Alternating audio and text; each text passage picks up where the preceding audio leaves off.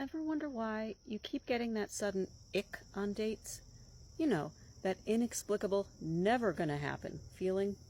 Unless you keep ending up on dates with people who only get around to brushing their teeth on major holidays, have meltdowns if the waiter forgets the extra cheese, must be juiced to get out more than one-word responses, or can't stop trash-talking their exes, which is a whole other story.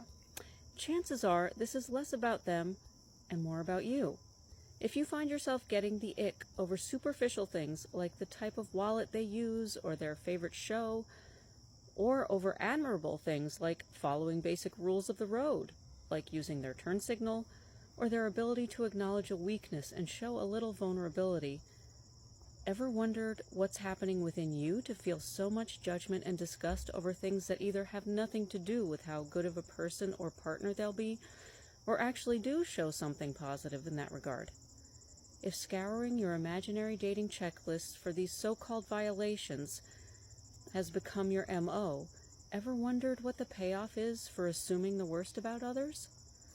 A lot of us grew up feeling very judged and criticized by people who mattered to us, and sometimes that made us feel powerless. So rejecting others because of an ick can feel really good, like we finally have the upper hand.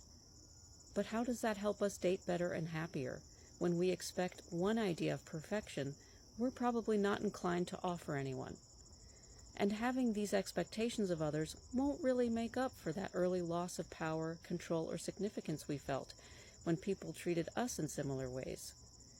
In many, but of course not all cases, getting the ick is like the brain's self-activating panic button announcing, "Danger!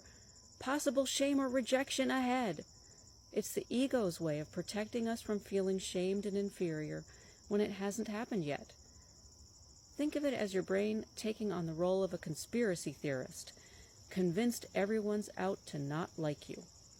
If you're constantly hitting the ick button, it might be time to check your own settings.